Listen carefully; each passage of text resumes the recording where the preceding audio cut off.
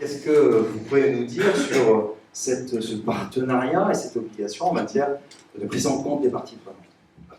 La question qui est intéressante dans votre nouveau guide, c'est donc cette question des parties prenantes. Et justement, les acteurs de la philanthropie sont des parties prenantes de plus en plus importantes d'un grand nombre d'associations, d'opérateurs publics, qui sont des opérateurs de l'intérêt général.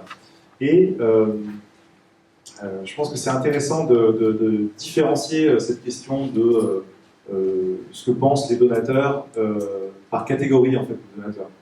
Les professionnels de la collecte de fonds raisonnent souvent comme ça. Il y a d'un côté les particuliers, les entreprises et les fondations personnelles, familiales. Et je pense que les attentes des donateurs particuliers sont déjà très variées et ne sont pas du tout les mêmes que celui d'un partenaire entreprise ou d'une fondation.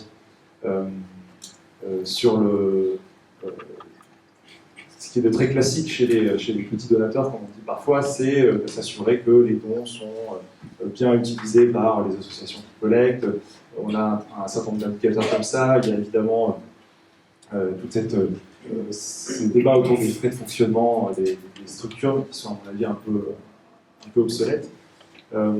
Mais ce qui est intéressant, c'est que les fondations, comme les fondations d'entreprise ou les fondations de particuliers, peuvent être de vrais partenaires des associations. En fait, fondation et association, pour moi, ce sont un peu les deux formes juridiques de la philanthropie, en fait, avec les associations qui sont, elles, pour la plupart des opérateurs, pas seulement.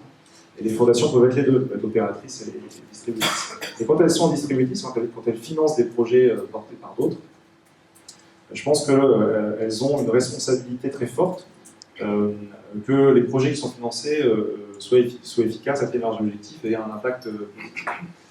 Et donc, je pense qu'il ne faut pas voir la relation financeur-financé comme un donneur d'ordre et un exécutant, mais c'est vraiment un contrat moral que les fondations et les associations passent ensemble, avec cette idée que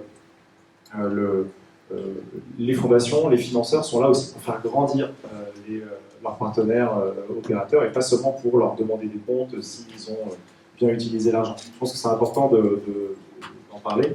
Et il y a notamment tout un débat dans le secteur de la philanthropie sur ce que devrait être la priorité. Est-ce que la priorité, c'est de financer des projets de terrain portés par d'autres? Est-ce que c'est d'accompagner, de faire grandir, de donner les moyens en fait, aux structures opératrices comme les associations de mener à bien leur mission? Et donc c'est intéressant quand les fondations jouent ce rôle. Ça peut être justement financer de l'accompagnement par des consultants, ça peut être aider à recruter, à créer des postes au sein des associations, financer des évaluations d'impact, enfin, tout en respectant évidemment l'indépendance des acteurs de terrain, des opérateurs.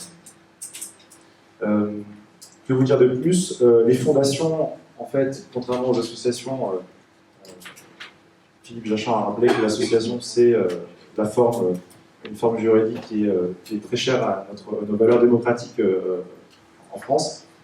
Les fondations sont un acteur très important dans l'intérêt général. En tant que telles, elles n'ont pas de vie démocratique, puisqu'elles n'ont pas d'adhérents de cotisants. Elles sont assez libres en fait, de faire ce qu'elles veulent en fonction évidemment, de la mission qu'on leur a donnée leur fondateur. Et donc elles ont une responsabilité morale encore plus importante, je pense. Et au moins une liberté sous tutelle. Oui, bien sûr, il faut évidemment respecter la mission, la loi française évidemment, mais je pense qu'il y a une exigence du fait de cette liberté, qui est une responsabilité plus grande que quelqu'un qui ferait ça à titre personnel. Je pense qu'il est important de rappeler ce binôme financeur-opérateur dans la construction d'intérêt général. Merci beaucoup.